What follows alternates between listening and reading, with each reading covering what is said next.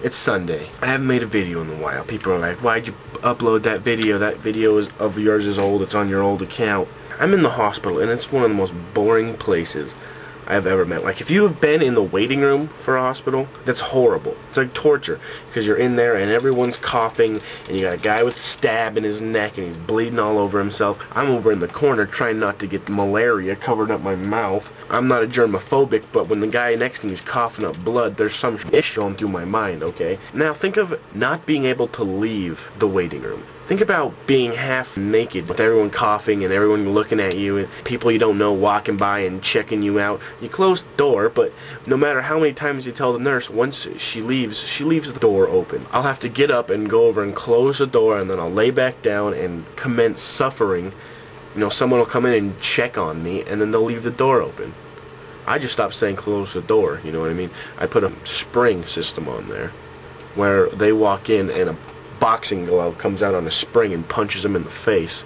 That's just chilling. That's downtime. That's what you do to relax in a hospital. They need to have Xbox 360s in every room. They'll buy a CAT scan machine for like $2.3 million, but they can't put a 360 in every room. I mean, they've taken down the price. I don't even know how much they're, like $250, $300? That's like an hour with a doctor. So they can't put a 360 in every room? That blows my mind. How could they have these tiny ass TVs? You're in your bed and it's in the opposite corner, as far away from you as it can be, and you're trying to watch, you know, Jerry Springer, and you don't know if the transvestite is punching the hooker or the hooker's punching the transvestite. It doesn't make any sense.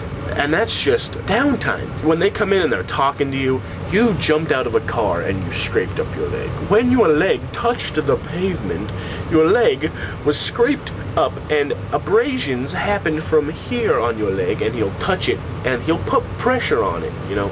He'll say here, and then you'll go, and he goes, does that hurt? No. They treat you like a complete tard while you're in there.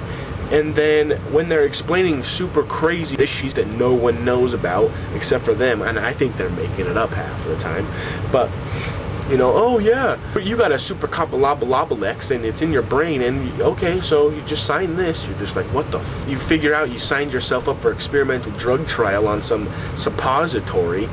You got some nurse come in with ice cold hands. I don't understand. Does that plastic on the hands make them ice cold? There's parts that, you know, that they're still numb. That's how cold the hands were. In between all of the downtime and the uptime, it's the sleeping time. I don't know about you, but when you're in a hospital, it's extremely hard to go to sleep when you can hear some old guy moaning with dementia and the baby down the corridor who has the whooping cough, and he's whooping and whooping, and his mom's in there reading him a book, but she wants to leave the door open so they can just have a crack of light. And that's all I did this weekend. I'll catch you guys later.